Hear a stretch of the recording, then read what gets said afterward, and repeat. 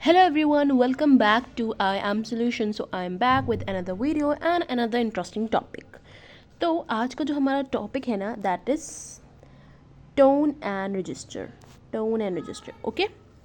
अब बहुत से लोग सोच रहे हैं what is tone and register. If you remember, मैंने अपनी रीसेंट वीडियो में आपको syllabus pattern of paper 2 revise करवाया था. Writing paper.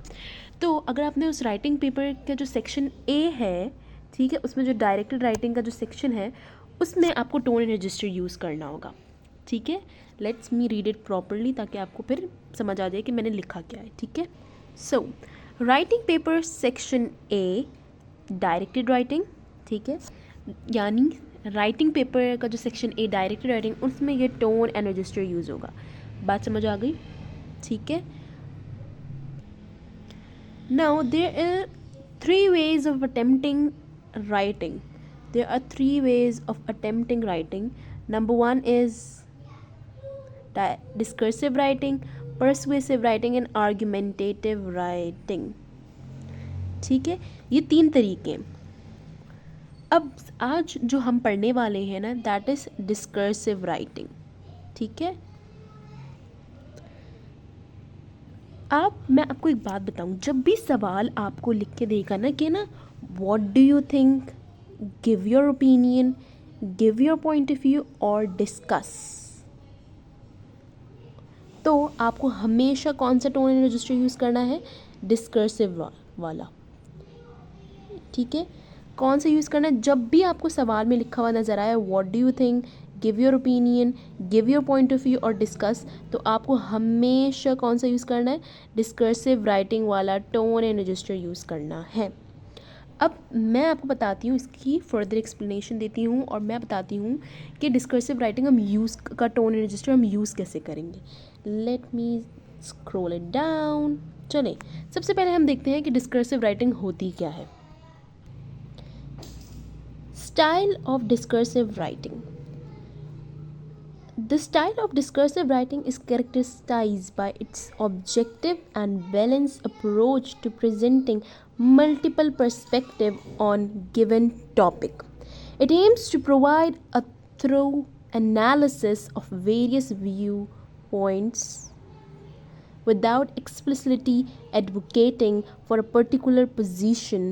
The style maintains a neutral tone, avoid biased opinions or emotional language, and relies on well-researched evidence and logical reasoning. अच्छा, तो ये जब भी हमने पैराग्राफ पढ़ा, इसका बस आपको बताने का मकसद ये है कि जब डिस्कर्सिव राइटिंग पता क्या होती है, ये आपको साथ ना न्यूट्रल टोन और अवॉइड बायस ओपिनियंस और इमोशनल लैंग्वेज, जो कि हर चीज़ क्या होती है, बैलेंस होती है, लॉजिकल रीजनिंग्स होते हैं, वेल रिसर्च एविडेंस होते हैं. इसमें कोई भी, इससे क्या होता है, आपकी जो राइटिंग्स है ना वो बहुत अच्छे तरीके से वेल ऑर्गेनाइज होती हैं, बहुत ही अच्छी लगती हैं इससे. ठीक है. Now let's read further. Discursive writing presents arguments and counter arguments in a structured and organized manner, inviting the reader to critically evaluate and form their own opinion based on the presented information. Basically ये जो है ना आपकी reader के लिए जो वो है ना, जब आपके पास ना कोई एविडेंस होता है ना, फॉर एग्जांपल इफ़ यू सी, हमारे पास जो है ना रिसर्चेस होती हैं गूगल्स पे ना, तो जब भी वो रिसर्चेस को हम पढ़ते हैं ना, उनके पास एविडेंस होता है कि भाई कि यहाँ जगह से हम पता चला है, या फिर यहाँ जाके यहाँ इस जगह की हमें रीडिंग से पता चला है, या इस आर्टिकल में ये लिखा हुआ है. तो इससे क्या होता है, चीज़ें जो है ना वो ऐसे लगता है कि फैक्ट है, लॉजिकल है और बहुत ही वेल ऑर्गेनाइज्ड है. वेल ऑर्गेनाइज मतलब कि चीज़ें रिसर्च बेस्ड हैं. ये बहुत इंपॉर्टेंट होता है. और आपको पता है जब भी इफ़ यू सी, आप लोग पॉडकास्ट वगैरह देखते हैं, तो अगर कोई भी हेल्थ रिलेटेड कोई बात आती है तो कहते हैं कि ना इस वेबसाइट इस आर्टिकल पे ये लिखा हुआ था और ये, तो वो रेफरेंस देते हैं कि भाई ये आर्टिकल से हमें ये पता चला है. तो ये वेल रिसर्च चीज़ें, इमोशनल लैंग्वेज और ये सब जो है ना बहुत आपकी डिस्कर्सिव राइटिंग को ना रीडर्स को अट्रैक्ट करता है, और ये आपकी राइटिंग्स को बहुत ही ऑर्गेनाइज मैनर और स्ट्रक्चर्ड में इवैल्यूएट करता है. ठीक है. नाउ लेट्स सी फर्दर कि हम इसको कैसे यूज़ कर सकते हैं. So here is the techniques. अब आप ऊपर देखो, यहाँ पे ना एक वर्ड लिखा है herbal. Now you guys must be thinking कि भाई इंग्लिश लैंग्वेज में what is the purpose of herbal. ये तो सिर्फ एक कोड है, ठीक है. असल में आपको बताती हूँ है क्या. Here is the techniques. Let me zoom it. H is for hedging. Hedging मतलब होता है, आगे पढ़ते हैं फिर बताती हूँ. It enables to write multiple point of view. This can done by following. It is also possible, one may also consider the other side of the picture should also be taken into account. अब जब भी हम कभी बात करते हैं या फिर कभी आपने देखा हो, हेडजिंग मतलब होता है कि ना हम कहते हैं कि ना अरे यार ये भी तो हो सकता है, ये भी तो हो सकता है, ये हम चीज़ें बोलते हैं ना काफ़ी दफ़ा, तो इसे हम कहते हैं हेडजिंग. ठीक है. Now if you see H for hedging, समझ आ रही है अब आपको. It's a small chord. E for ethos. R for repetition. B for balance. L for logical connectors. ठीक है, समझ आई. अब ये स्मॉल कोड जो आपने हर्बल है ना, ये आपने याद रखना है. ठीक है, ये आपके लिए मैंने एक आसान करने के लिए मैंने यहाँ पे चीज़ें लिखी. ठीक है. हेडजिंग हम यूज़ करते हैं जब भी हमें कोई बात ना, एक और बात भी लिखनी होती है. अरे ये भी तो हो सकता है, ये भी तो हो सकता है, तो आप जो है ना अपने, जब आपको ये बात लिखनी हो ना, तो आप जो है ये तरीके के सेंटेंसेस यूज़ रख सकते हैं. As an example, it is also possible, one may also consider, the other side of the picture should also be taken into an account. समझ आ गई आपको. Now let's see ethos. ठीक है. Ethos क्या होता है. Reason with proof, polling survey, blog, published reports can be used as ethos. It is important to mention resources. अच्छा, अब जब हमें इफ़ यू सी, जैसे अब क्लास फ्रेंड्स का जो ग्रुप होता है, अब डिसाइड करना होता है स्टूडेंट्स ने कि भाई आना है कि नहीं आना. ठीक है, तो हम क्या करते हैं, आना है कि नहीं आता, क्या करते हैं, व्हाट्सएप पे जो है ना पोलिंग लगा देते हैं. भाई जो मेजॉरिटी कहेगी वो उस पर जो मेजॉरिटी कहेगी तो उस पर आ जाते हैं. ये इसे कहते हैं हम पोलिंग सर्वे. यानी जो मेजॉरिटी कह रही है ना उस पे एग्री कर रहा है. ये बात समझ आई. अब आपको इसमें व्हाट्सएप ग्रुप वाली बात नहीं करनी होगी. इसमें बेसिकली होगा ये कि जैसे जैसे आपको कोई लेटर या कोई भी आपको ईमेल मिला हुआ होगा, उसमें आपसे ये कहेंगे कि ना कि मैंने जो है ना पोलिंग की है पेरेंट्स से कि डिवाइसेस यूज़ करनी चाहिए कि नहीं. कौन सी devices. Mobile, laptop and etcetera, computer in classroom. ठीक है, ये चीज़ें यूज़ करनी चाहिए कि नहीं चाहिए. तो पेरेंट्स से पोलिंग करवाई, जो मेजॉरिटी कह रही थी वो हमने फिर अपने क्या हुआ अपनी राइटिंग्स में मतलब आप रेफरेंस दोगे कि पोलिंग ऐसे हुई है इस तरीके से. ये बात समझ आई आपको. पोलिंग. दूसरा फिर हमारे पास है ब्लॉग. बहुत सारे ब्लॉग पब्लिश हुए होते हैं, रिपोर्ट्स काफ़ी पब्लिश हुई होती है. आप ये लिख सकते हैं ना कि डॉन का जो है वो न्यूज़पेपर वहाँ से पब्लिश हुए, तो क्या हुआ, डॉन का मैंने क्या करते रिसोर्स मेंशन कर दिया. ठीक है, तो आपका ये लिखना ज़रूरी है. ये बात समझ आई आपको. Now let's see R for repetition. A very strong string should be repeated thrice in your writing to give an effect of punchline. ठीक है. R for repetition.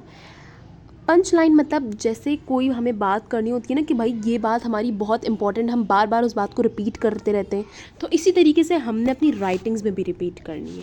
कैसे रिपीट करनी है कि भाई हमने उसको एटलीस्ट 3 दफ़ा रिपीट करनी चाहिए. कैसे रिपीट करेंगे कि भाई ऐसे कि भाई जैसे आपको कोई लेटर या रिपोर्ट या ईमेल मिला हुआ है जिसमें पेरेंट्स पूछ रहे हैं कि बच्चों के लिए आउटडोर गेम्स कितने इंपॉर्टेंट है, या फिर बच्चों के एक साल में एक इंटरनेशनल ट्रिप कितनी इंपॉर्टेंट है फ्रॉम स्कूल. तो आप ये लिखोगे कि ना वो सेल्फ डिस्कवरी के लिए बहुत अच्छा है, बहुत एक्सपेरिमेंटिंग है, वेरियस पर्सोनाज एंड आइडियोलॉजीज़. ये सब क्या चीज़ें हैं. ये क्या होगा कि ना आप, ये सब तो एक रीज़न है कि भाई स्टूडेंट्स को भाई इंटरनेशनल स्कूल वालों के साथ ट्रिप करनी चाहिए कि नहीं चाहिए. अब जो है ना, अब आप बार बार जो है एक बात लिखोगे कि भाई हाँ ये स्टूडेंट्स की सेल्फ डिस्कवरी के लिए बहुत अच्छा है, ये they will explore various aspect of teenage life challenges, क्योंकि वो ऑब्वियस सी बात है वो पेरेंट्स के बिना जाएंगे तो अपनी फ्रेंड जोन में होंगे, तो थोड़े बहुत चैलेंज भी जो है वो फेस करने पड़ेंगे, अपना सारा काम खुद ही करना पड़ेगा। तो ये आप जो चीज़ें हैं ना ये बार बार रिपीट करोगे, but in different words, in different sentences. ये बात समझ आ रही है आपको? 2 या 3 जो है वो काफ़ी होते हैं। Now let's see B for balanced language. Your write-up should have both emotional and logical driving points. ये बात समझ आ रही है? मतलब आपकी जो राइटिंग है ना उसमें दोनों जो है ना वो लॉजिकल और इमोशनल ड्राइविंग पॉइंट्स होने ज़रूरी हैं, ठीक है? आई डोंट थिंक सो इसको ज़्यादा एक्सप्लेन करने की ज़रूरत है, ये एक विजिबली आपको समझ आ रहा होगा। नहीं आ रहा तो मैं बताऊंगी ना, मैं आपको एक सैम्पल टेक्स्ट दिखाऊंगी अपनी नेक्स्ट वीडियो में, तो जो है ना इससे आपको आइडिया होगा कि मैं कहना क्या चाह रही हूँ, ठीक है? L for logical connectors, you should connect possible points. Example, logical connectors क्या होते हैं? जैसे फॉर एग्जांपल हमें अपनी राइटिंग्स में एडवांटेज डिसएडवांटेज ज़रूर लिखना है, ऑन द अदर हैंड ज़रूर लिखना है, ऑन द कॉन्ट्रास्ट लिखना है, यानी प्रॉब्लम ये solution. Oh my God, it's creating problem भाई, ठीक है? ये सब आपको चीज़ें ज़रूर लिखनी है। अब आई होप आपको हर्बल का जो कोड है ये समझ आ गया होगा। अब आपने ये चीज़ें याद करनी है एंड मेक इट कि आपने अपनी राइटिंग्स में यूज़ ज़रूर करना है। कब यूज़ करोगे? Let me revise it. जब आपका सवाल आपसे बोलेगा कि आपसे सवाल आपको कभी ये नहीं बोलेगा कि डिस्कर्सिव राइटिंग टोन रजिस्टर में, कभी नहीं बोलेगा वो आपको। अब क्या यूज़ कर आपको देखना होगा, व्हाट डू यू थिंक देखना होगा आपको, देखना होगा give your opinion, give your point of view देगा वो, लिखा होगा डिस्कस लिखा होगा। तब आपने कौन सा कोड यूज़ करना होगा? हर्बल। कौन सा? हर्बल। समझ आ गई आप लोगों को? अच्छा, एक इम्पॉर्टेंट बात, ये जो हर्बल का जो कोड है ना, इसमें जो लॉजिकल कनेक्टर्स है ना, लॉजिकल कनेक्टर्स वो सिर्फ फॉर्मल लेटर्स और फॉर्मल रिपोर्ट में यूज़ होंगे। ये बात समझ आ गई आप लोगों को? ठीक है, फॉर्मल लेटर्स या फॉर्मल रिपोर्ट्स में। ये जो लॉजिकल कनेक्टर्स था ना हमारे पास, ये वाला लास्ट वाला लॉजिकल कनेक्टर्स, ये सब आप फॉर्मल लेटर्स और फॉर्मल रिपोर्ट्स में यूज़ करोगे, ठीक है? I hope you guys got it कि आज हमने एक नई टोन रजिस्टर लर्न किया, that is for discursive writing, और हमने एक कोड भी लर्न किया that is herbal. And I am expecting कि आप लोगों को अच्छे तरीके से समझ आ गया होगा। आई नो कुछ को ज़रा हल्का हल्का से समझ आया होगा, बट समझ आ गया होगा। नेक्स्ट वीडियो पे मैं इंशाल्लाह I will try my best कि मैं जो है ना आप लोगों को एक सैम्पल दिखाऊं, और फिर आप लोगों को इससे एकदम परफेक्टली समझ आ जाएगा, and you I guys will be using in your writings inshallah. So meet you in the next video, but before leaving my video, please start preparing yourself, stop wasting your time। सिर्फ videos मत देखा करो, उनको समझा करो, उनको revise किया करो, ठीक है?